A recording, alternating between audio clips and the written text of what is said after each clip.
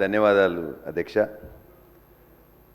జనగామ నియోజకవర్గం జనగామ జిల్లా గానగపాడు దగ్గర హుస్నాబాద్కు పోయే main road, Janagama to Husnabad పోయే మెయిన్ రోడ్లో ఒక వాగు మీద వంతెన నిర్మాణం మధ్యలో ఆగిపోయింది అధ్యక్ష. ఈ హౌస్లో ఇప్పటికీ 3 సార్లు నేను రిప్రజెంట్ చేసిన, 6 మంత్రులకు రిప్రజెంటేషన్ ఇచ్చిన మా అక్క కొండా సురేఖ గారితో పాటు, అదేవిధంగా పొన్నం గారికి కూడా ఇచ్చినాను, బట్టి విక్రమార్క గారికి కూడా లాస్ట్ వీక్లో చెప్పి వారిని కూడా వేడుకున్నా.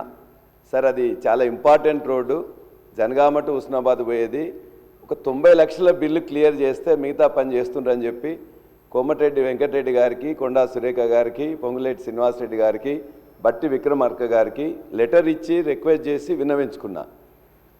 అధ్యక్ష, మీరు మమ్మల్ని మాట్లాడే అవకాశం 0 అవర్లు ఇచ్చినప్పుడు ఆ 0 అవర్లో రేజ్ చేసిన ఒక ప్రశ్నకు కానీ లేకపోతే ఒక అంశానికి కానీ నెల రోజులలో సమాధానం ఇవ్వాలన్నది ఉందని నాకు తెలుసు. మరి ఇంతవరకు ఈ 2 సంవత్సరంలో 3 సార్లు నేను రిప్రజెంట్ చేస్తే ఒక్కసారి సమాధానం రాలేదు, దానికి సంబంధించిన వారి యొక్క కనికరం అనేది లేదు. దయచేసి ఇప్పుడైనా బట్టి విక్రమార్క గారిని చిన్నది, దానివల్ల 90 లక్షల బిల్లు మీరు క్లియర్ చేస్తే మిగతా పని జరుగుతుంది. R&Bకి సంబంధించిన రోడ్డు గానగపాడు గ్రామం దగ్గర మొన్న మేమందరం చేయట్లేదని చెప్పేసి మా మీద నిరసన కూడా ఒక 5 యువకులు అక్కడ ధర్నా చేస్తే వాళ్ళని వారం రోజులు ఈ ప్రభుత్వం జైల్లో పెట్టింది.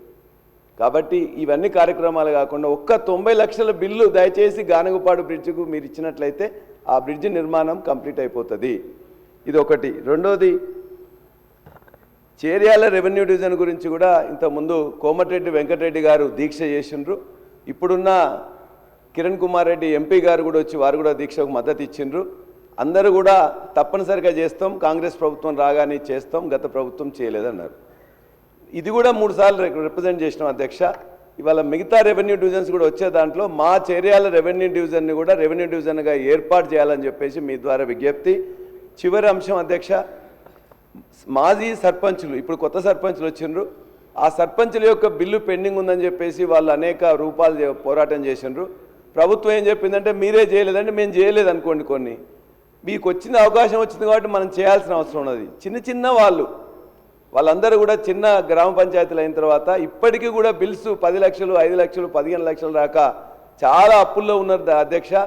దయచేసి బట్టి విక్రమార్క గారికి వారందరి తరఫున నేను విజ్ఞప్తి చేస్తున్నా, కొద్దిగానే ఉన్నాయి, దయచేసి వారి యొక్క బిల్స్ క్లియర్ చేసి ఏది మాజీ సర్పంచులు చేసిన పనులకు సంబంధించి బిల్స్ క్లియర్ చేసి వాళ్ళ యొక్క కుటుంబాలను కాపాడవలసిందిగా మా బట్టి విక్రమార్క గారిని నేను వేడుకుంటున్నా. ధన్యవాదాలు అధ్యక్ష.